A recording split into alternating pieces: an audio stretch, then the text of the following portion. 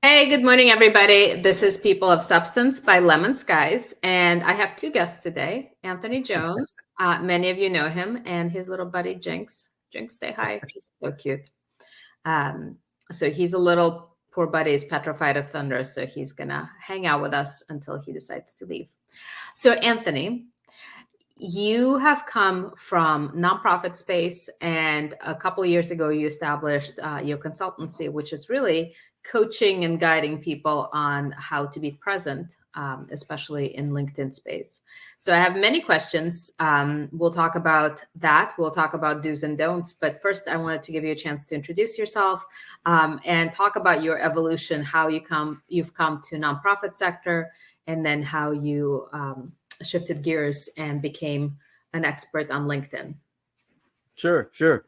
And first of all, thanks for having me on the show. Really appreciate it. Do apologize a little bit for the unexpected guest here, but as you said, it's thundering, and Jinx is my thunder buddy. When it's doing anything like that outside, this is the only place he feels safe. So hopefully that will subside here in a minute. And I also heard that someone had a goat on your show recently, so I'm just trying to kind of keep with the animal theme. Yep. We'll stick with that. Also, there was a fluffy bunny. One of my guests has an office bunny named Victor. Interesting. I can't compete with the goat or a bunny. All I can bring to the table today is Jinx. but yeah, thanks again for having me for the introduction. Anthony Jones. I am the owner and founder of Anthony Jones Consulting, which is a very clever marketing name. It's the best I could come up with in a couple of minutes. And as you mentioned, today I help business owners, coaches, consultants, a wide range of professionals learn how to use LinkedIn to build their personal brands, to generate leads, and get more clients for their business. I've been doing this for a little over a year and a half now. As you mentioned, I started my career really pretty much just right out of college in the nonprofit sector. In 2002, I got hired on at Ducks Unlimited, where at the time the position was called the webmaster, which is a role that doesn't even really exist in today's world. But it was really just sort of a one-person show under the communications team, where I was responsible for putting content on the website. Because at that time, online giving, online fundraising was really just barely a thing. It was kind of coming onto the scene. There were no mobile apps. There was no social media. Email marketing was in its infancy. But over the course of over 19 years, as those new channels came into the mix, email, social, mobile apps, and so forth, I had a really unique opportunity to build a team from the ground up. As new channels, as new opportunities came on, and especially as online fundraising became more and more important to the organization's overall revenue stream, just being able to build that team up was fantastic. Again, spent about 19 years there, and decided to make the change about a year and a half ago, and that's what I'm doing now, and that's just a real quick high level overview of where I've been. So and I'm going to put Jinx down. The blood is cutting off from my buddy. All right, buddy. Okay. He can't be that heavy, Anthony. The word webmaster, to your point, that's a blast from the past. I mean, that's a very 90s turn of the century kind of thing. So very much so, yes. So let's talk about, people ask you all the time about what should I do on LinkedIn. I have a different question for you. And that is, why should organizations or companies or nonprofits be paying attention to LinkedIn and encouraging, not just tolerating, but actually encouraging employees to use that channel? Yeah, it's a great question. And, so many organizations, both in the nonprofit and for-profit sector, they either overlook LinkedIn, or they look at it as, okay, we've got a company LinkedIn page and we're going to put stuff out there, content, and that's going to grow our brand or whatever. And there's nothing wrong in doing that.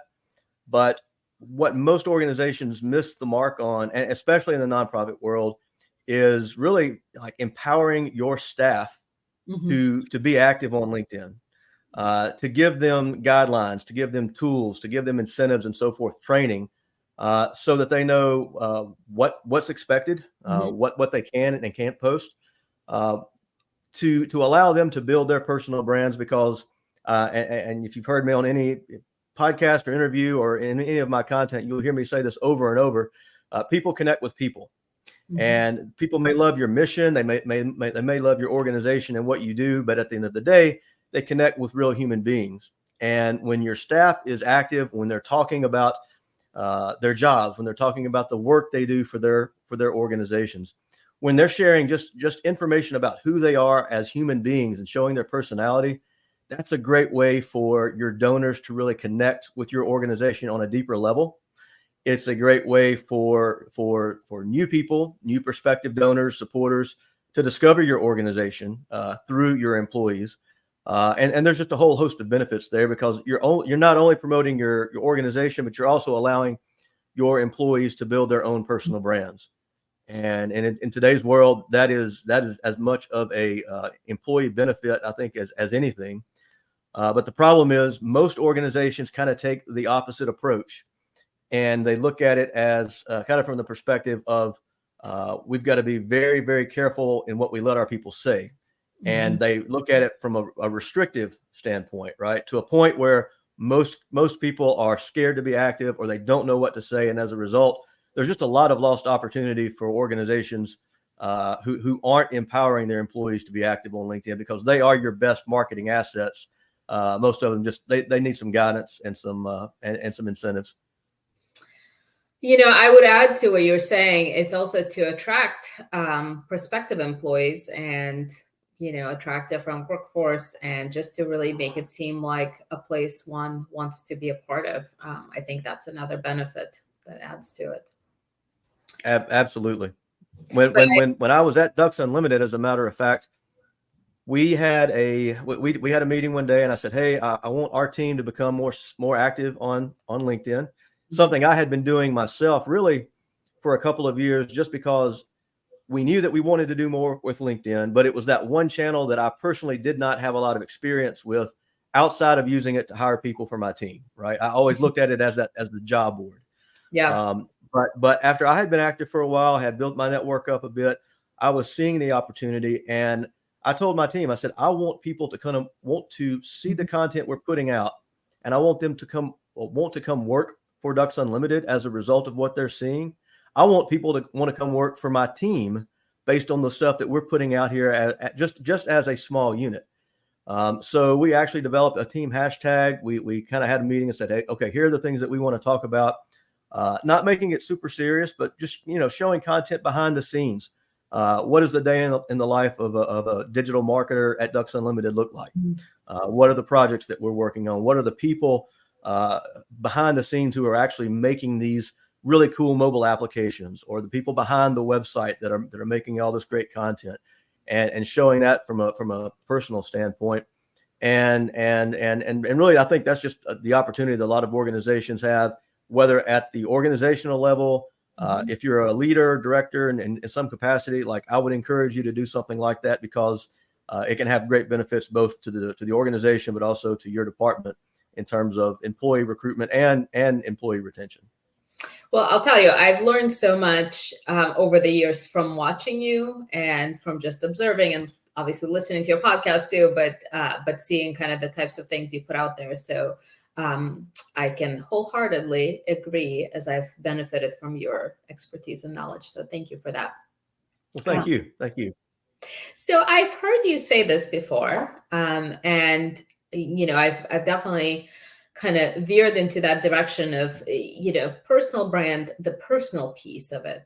So not just sort of let me post something that sounds super super smart, but just really showing the whole person and the whole humanity. And I sort of I won't share that in writing, but I think, if there's an issue with your personal brand, maybe it's an issue with, go out and do some interesting things. But let's talk about personal, and what's personal and what's too personal. And, how do you delineate sharing versus, when do you know that you've crossed the line into oversharing? Yeah, it's a great question. One of the biggest ones I think that most organizations and most individuals grapple with. So I can just speak from my own personal experience. So when I first started out on LinkedIn, as I mentioned, I was just trying to learn the platform because I never had posted anything. I knew that I didn't want to go out and just repost company content, right? Yeah. Because or just promote.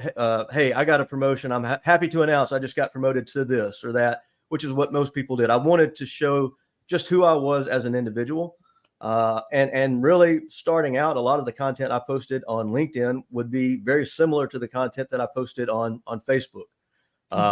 Again, not going too far off the, I always had guide rails, common sense guide rails, right? Asking myself, would this piece of content embarrass my mother? Would it get me fired? Would I need a lawyer after I post this? Like just really basic questions. And if I could answer, no to any of those, and that was sort of my real common sense filter as to what was appropriate or not. But looking where LinkedIn is today, it has become much different from what it was even 3 or 4 years ago. Really in 2020, when COVID hit, there was a major change on the platform where for the first time, a couple of things were happening. One, it became a lot more important again because a lot of people were losing jobs. They were scared of losing jobs. So they were flocking to LinkedIn to update their profile and get their resumes, in order and so forth. But the other thing that was happening was people were craving social interaction, right? Because everything was shut down. And all of a sudden, LinkedIn became a place where professionals started opening up about themselves with more personal content. And I personally believe that did more than anything else that LinkedIn's ever had in terms of driving engagement and growth on the platform, because you had people really just, showing their personality. But then the people who I think really excelled and did the best were the ones who could find that balance, right? Posting content that shows their personality, who they are as an individual, but then also having content that adds value to their network. Whether that's, sharing tips and tactics and strategies, things that you've learned in your career that others could benefit from, from a career standpoint, for business owners or consultants or people in that line of work, posting content that adds value to their prospects, to their clients, content that solves the pain points that people have in their business. Again, it all goes back to building a strategy where you are seen as a person of value and not a person who just shows up to LinkedIn to either brag about what you accomplished or to pitch a cold sales pitch in the DMs. And that's where so many people still get LinkedIn wrong today, and not take that other approach of finding content that is personal but also valuable at the same time. That was a very long-winded answer to your question. No, but those are the worst. It's sort of like you get cold pitch of, so when is good for you? Well, I haven't said that I want to meet you. So yeah, so we kind of skipped a few steps in between there.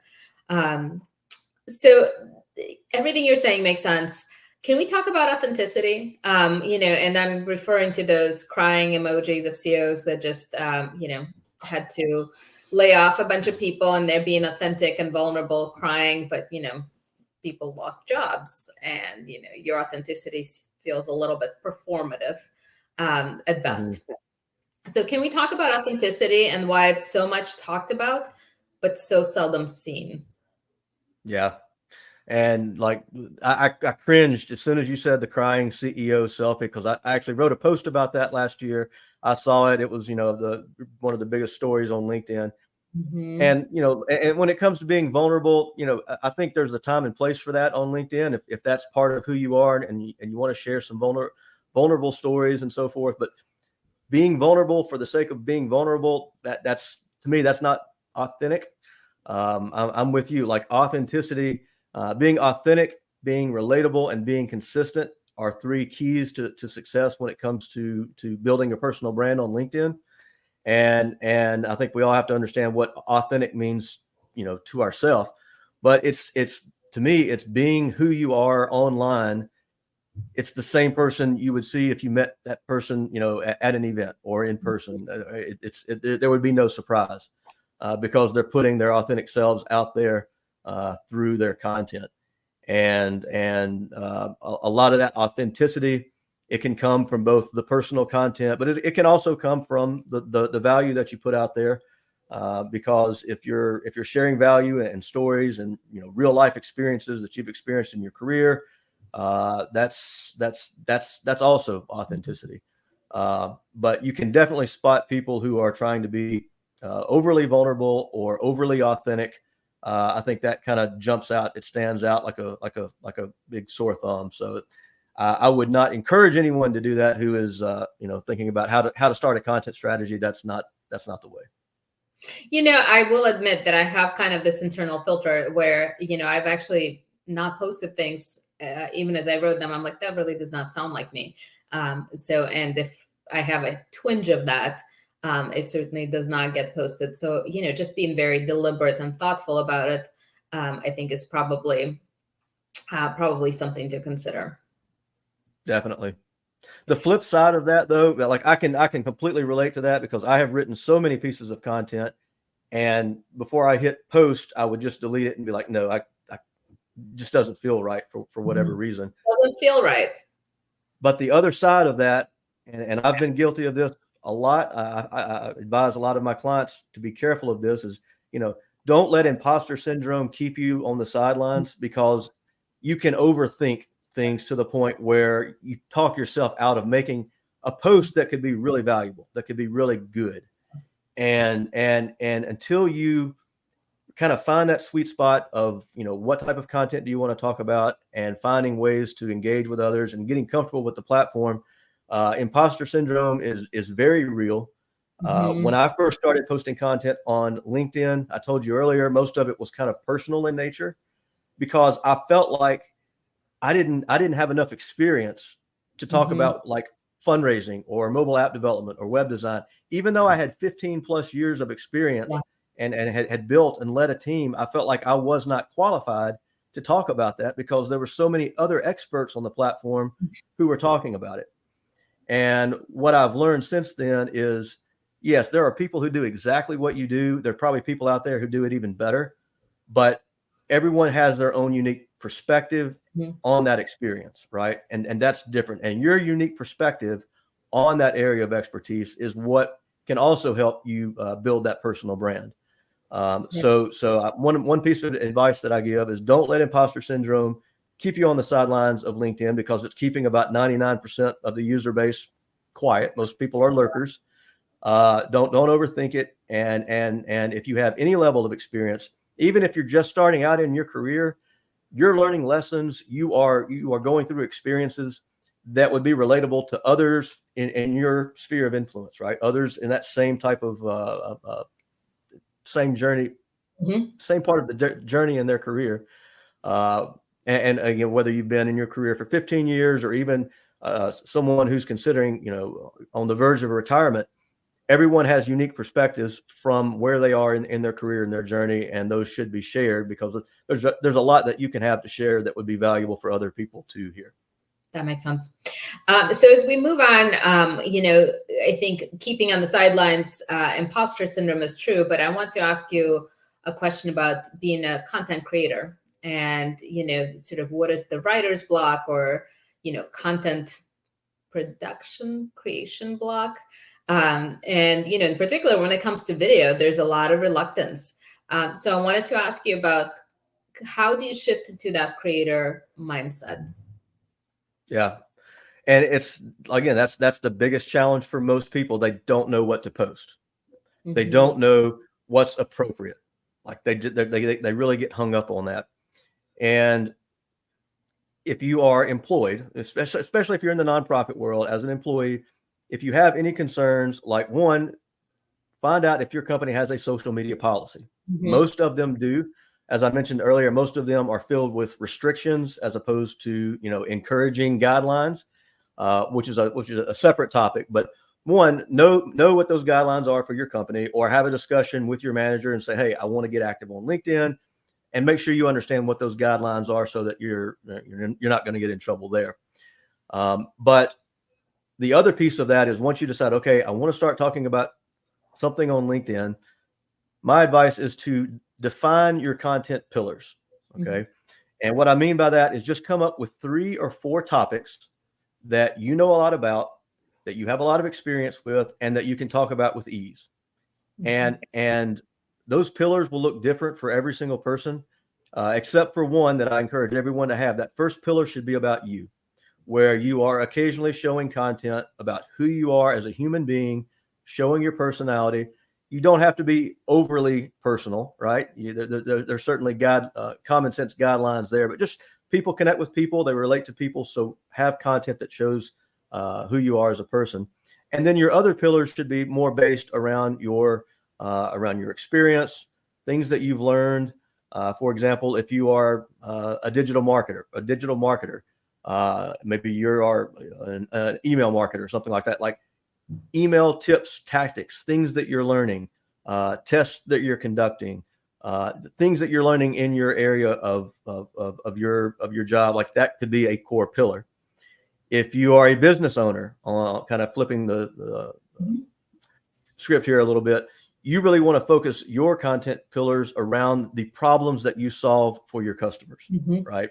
What are their pain points and how can you help solve those, and solve them in a way that's not salesy, like giving away tips, tactics, like actual valuable content that people can apply. Because especially from if you're a business owner and so forth, building that level of trust, building that level of, okay, this person must be the expert because I keep seeing them show up in my newsfeed day in and day out, giving really good information. That makes you top of mind when they decide it's time they need your product or they need your service, and you're the one that they're going to think of. And that's really how I was able to establish my business, is eventually saying, okay, I'm going to make one of my pillars about LinkedIn and the things that I've learned, and started putting those tips and tactics out there.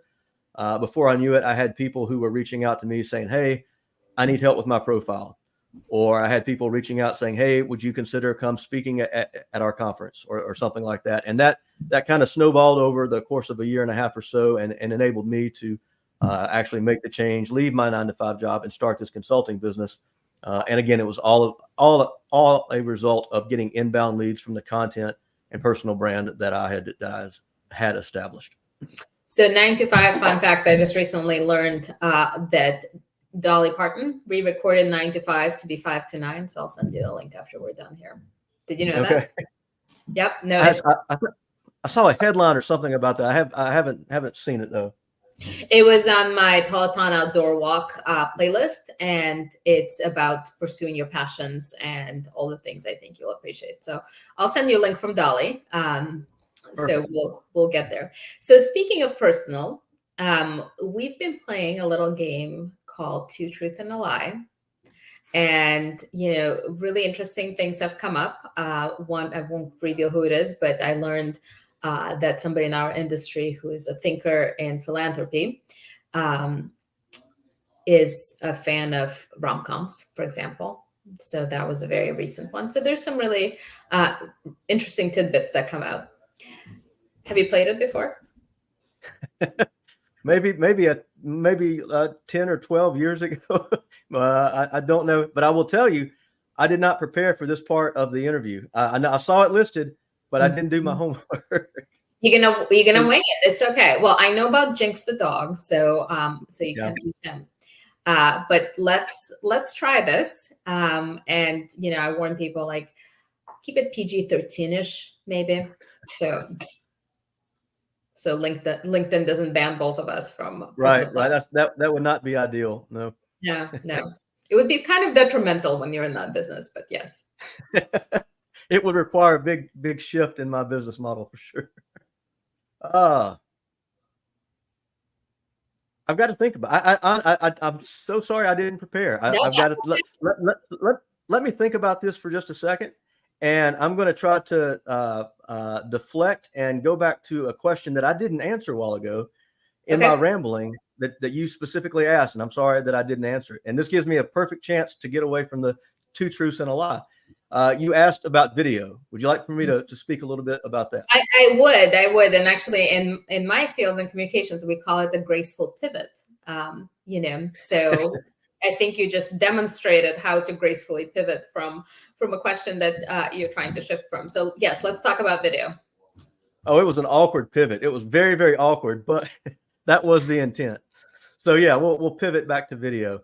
So yes, video content now more than ever is the most impactful way to build your personal brand, and that includes LinkedIn, because LinkedIn has come to understand that platforms like TikTok, YouTube Shorts, like short video content, Instagram Reels, all of those, like that is the content that most people crave. That's the content that most people are looking for right now. They're consuming it on those platforms, and they are consuming it on LinkedIn as well. Of course, the challenge is most people, again, if they're reluctant to post on LinkedIn, they're certainly not going to film a video, right? But I will tell you from personal standpoints, from a personal standpoint, it has done more to help me build my brand than any other type of content. Even some of the goofy videos that I've posted just for fun, because video is more memorable. Yeah. It's more impactful. People actually see and hear your personality. That's something that you just can't replicate through a text post or a picture. And so my advice, if you are looking to get started, posting content on LinkedIn, try to make video part of your strategy. I'm seeing more and more engagement. I'm seeing more and more views and visibility on my video content, really than any other media type right now. The other thing that's really important with video, especially if you're in the in the for-profit world and you're trying to generate business, having that visibility and having someone who is completely lost my train of thought. No, that's okay. But I just want to pipe in here for a second. Yeah, When please. you're seeing reels and short format, like TikTok format videos, you're not suggesting anybody does, the viral dance and post that on LinkedIn. That's not what you're saying at all. No, exactly. It's you're looking for 30 seconds to a minute. Just share a single tip, tactic, or lesson that you've learned. Okay. Again, don't overthink it. Don't overthink the production quality, thinking it has to be professional, all the bells and whistles. Getting started, just think of content that you can write where you can share a quick tip. And I will tell you, one of the best tools that I've ever downloaded that really helped me get comfortable on camera is called the Teleprompter for Video app. There are teleprompter apps of various sorts, I think, with inside apps like Captions and CapCut. They're all over the place now, where you can actually load your script in. You can hit record on your phone, and you can just read the script. It just scrolls right near the top of the camera lens, so you never lose eye contact with your audience. It just looks and feels really natural. Once I started doing that, the videos just became so much easier to create, got so much more comfortable. Because before that, probably the first 15 or 20 videos I recorded, I would either try to memorize the script, which is terrible, or I would have written bullet points, off to the side over here where your eyes are glancing off to the side, and just really awkward and terrible. But use a teleprompter app, load your video in there, keep the tips short and sweet, and pay attention to the to the engagement rates.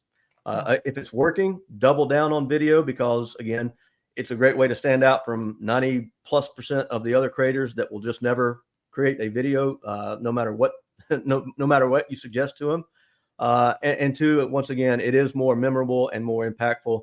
And I can tell you that I have closed more deals in my business over the last year and a half from people who got on a discovery call and said, I remember that video where you were talking about X. And it was the video recall that actually got them to book the call. Yeah. And by the time someone says that and they're on a discovery call, like they're already 70-80% of the way sold. They've just got a few questions. And like when I hear something like that, I say, okay, I need to double down on video, keep doing that. And I've had other clients say the same thing. So that's just a couple of reasons why video is so important in today's social media world. Anthony, you've been such a wonderful guest, and I want to wrap up by sharing the video that I remember, and it's the mock press conference that you did. You kind of reminded me of Ted Lasso a little bit. I don't know if you watched that. You reminded me a bit of, and it was just really fun and enjoyable to watch. It was a perfect balance of authentic and real, but at the same time, it was fun, engaging, but professional. So thank you for being here today. I just really appreciate it, and just have learned so much from you, and grateful for your time and expertise.